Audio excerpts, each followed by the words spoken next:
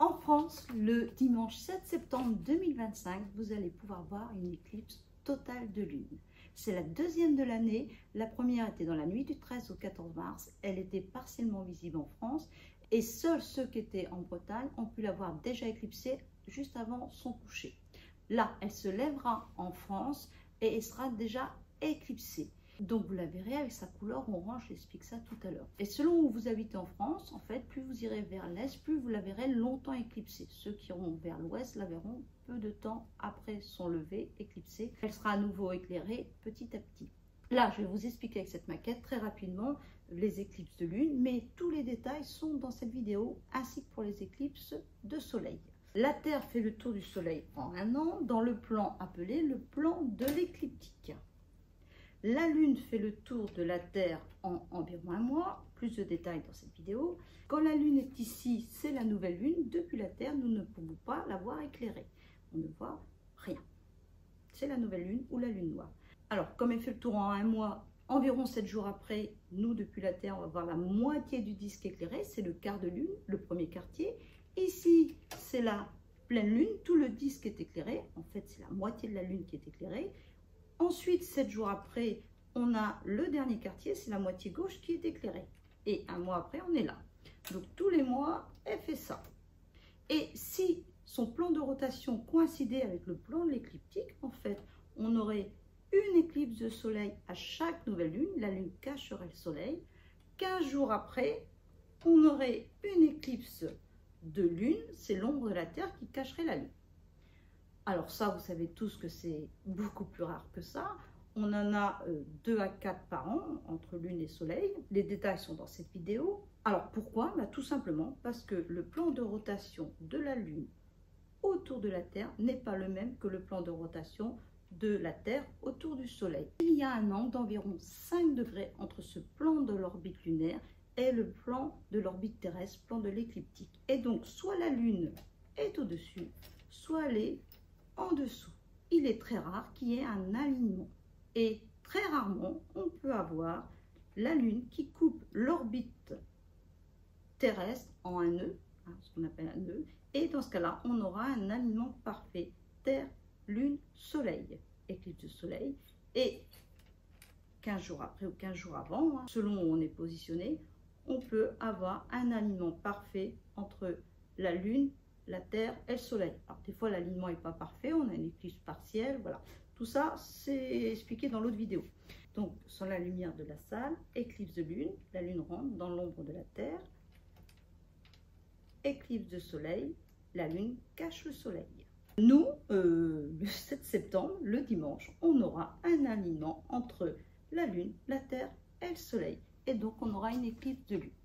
Et là, c'est l'atmosphère terrestre qui va éclairer la Lune. Je vous explique. Les rayons émis par le Soleil ne traversent pas la Terre puisque c'est un objet opaque, mais ils vont traverser l'atmosphère. C'est la couche de gaz qui enveloppe la Terre. Les rayons de longueur d'onde correspondant au bleu vont être dispersés alors que les rayons correspondant au rouge vont traverser cette atmosphère et vont donc éclairer la Lune d'une couleur cuivrée ou rougeâtre. On parle de lune de sang. Ces rayons sont dirigés vers la Lune par réfraction, puisqu'il y a un changement de milieu. Alors, pour parler de cette éclipse de Lune, nous allons nous mettre à la bonne saison. En fait, la Terre est inclinée comme ceci par rapport au plan de l'écliptique. Il y a un angle de 66,5 degrés. Et quand la Terre tourne comme ceci, cet axe de rotation pointe toujours vers le même point du ciel, qui est près de l'étoile polaire. Voilà, c'est ce qui explique les saisons, on ne va pas l'expliquer ici. Ici, en fait, dans l'hémisphère nord, c'est l'hiver. Ici, c'est l'équinoxe de printemps, donc solstice d'hiver, 21 décembre, équinoxe de printemps, 21 mars, solstice d'été, le 21 juin. Vous voyez, l'hémisphère nord est plus éclairé. La partie ici de l'hémisphère nord est plus éclairée que la partie à l'ombre. Les jours durent plus longtemps. Et équinoxe d'automne, le 22 ou 23 septembre. Donc 7 septembre, à peu près 15 jours après. Là, je sépare ici, il y a 3 mois. Donc 1, 2, 3 mois. Et quelque part par là. Pour que vous compreniez bien, j'ai mis en fait au niveau de la France une punaise. En gros, la Lune sera déjà dans l'ombre de la Terre quand nous, en France, donc là, il fera jour, hop, coucher du soleil à l'ouest et la Lune se lèvera vers l'est comme ceci, elle sera déjà éclipsée. Elle tourne aussi et nous, on la verra éclipsée à un long moment. Ça dépend des régions en France. Je vais vous montrer avec un logiciel qui s'appelle le logiciel Stellarium, qui est un super logiciel. Et on va voir comment ça sera selon les endroits sur la France. Donc là, j'explique sommairement. Et donc, nous, on la verra un petit instant complètement éclipsée. Et puis tout d'un coup, elle sortira de l'ombre de la Terre. Et on verra toute cette partie, on fera nuit et on verra la zone qui sera de plus en plus éclairée de la Lune. C'est-à-dire qu'elle sortira de l'ombre de la Terre. Donc on verra la fin de l'éclipse.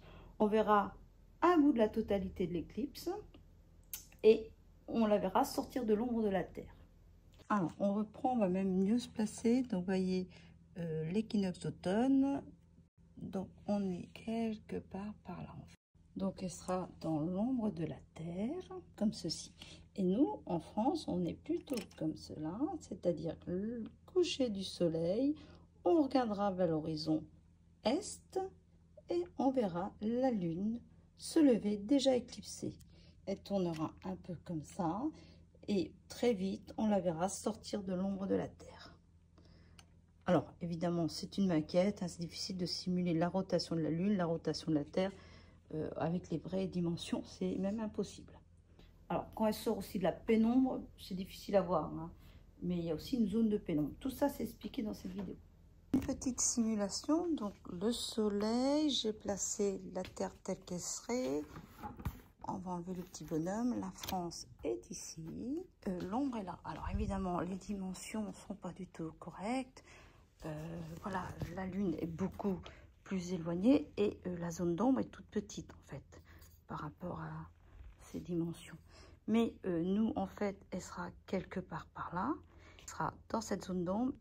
Hop, et sortira comme ça après son lever. La Terre comme ceci, le Soleil est là-bas. Au fur et à mesure qu'elle tourne, le Soleil se couche et la Lune se lève, apparaîtra à l'horizon ici. Et elle sera déjà éclipsée. Et quand la Terre tourne sur elle-même, la Lune tourne aussi autour de la Terre. Elle sortira du cône d'ombre et petit à petit, quand la Terre tournera sur elle-même, on verra la Lune sortir de cette zone de totalité au fur et à mesure de la nuit. Évidemment, ceux qui habitent dans cette zone-là, vers l'est de la France, eux, ils vont voir la Lune lever avant. Ça se comprend très très bien. S'ils la voient avant, elle sortira moins vite du cône d'ombre. Faisons notre petite simulation avec le logiciel Stellarium. Donc nous sommes placés au 7 septembre et vous voyez le soleil qui se couche vers 20h30 aux alentours de Caen. Donc ça c'est à l'ouest. À l'est, nous allons voir si la Lune est levée. Alors vous voyez, on la voit juste là. Voilà. Et on va faire défiler le temps. Alors je centre sur la Lune et je fais défiler le temps. Donc là, elle se lève, elle est éclipsée. Elle est dans sa phase totale. Voilà, et vous voyez ici, à nouveau, elle sort de l'ombre de la Terre. Elle est éclairée par le bas, à gauche. Alors là, c'est un passage sur PC, c'est un peu plus net. Donc, vous voyez, on fait défiler le temps. Elle est un peu plus éclairée. On va revenir en arrière, on positionne. Regardez bien, c'est vers 20h53 qu'on voit la partie gauche en bas légèrement éclairée. Là, je reprends avec la version sur tablette. Ensuite, elle est de plus en plus éclairée. Elle sort du cône d'ombre. Voilà, et elle est complètement éclairée à 21h53 environ. En fait, elle est encore un peu dans la zone de pénombre. Alors, on va revenir en arrière. Alors déjà, je dézoome. Regardez, Saturne est déjà levé dans la constellation du Poisson, en fait un peu en dessous. Et on va voir comme ça, dans cette vue, à quelle heure tout ce petit monde se lève. Donc je remonte en arrière au niveau du temps, vous voyez défiler à droite, je dézoome. Saturne se lève vers 21h02, la Lune est déjà levée. Donc là, Saturne n'est absolument pas levé et la Lune est déjà dans le ciel. Donc vous imaginez que pour voir cette phase de totalité, si vous avez des arbres ou autres, ce qui n'est pas rare, ça va être difficile de voir. Donc il faut vraiment un horizon dégagé, des plages, ça peut être très très bien. Nous allons changer de position, nous allons nous déplacer à l'est sur la France et je vais choisir Strasbourg. Et vous allez voir que c'est une situation différente. La Lune se lève vers 20h, donc situation plus tôt que tout à l'heure, et elle commence à être un petit peu éclairée à partir de 20h56. L'observation de la phase de totalité est donc plus longue. Donc vous avez compris, c'est un événement assez rare qu'il faut saisir. On verra cette lune déjà éclipsée. On aurait bien aimé la voir commencer à s'éclipser, mais on verra toute la fin. Nous, elle sera encore dans les lueurs du soleil.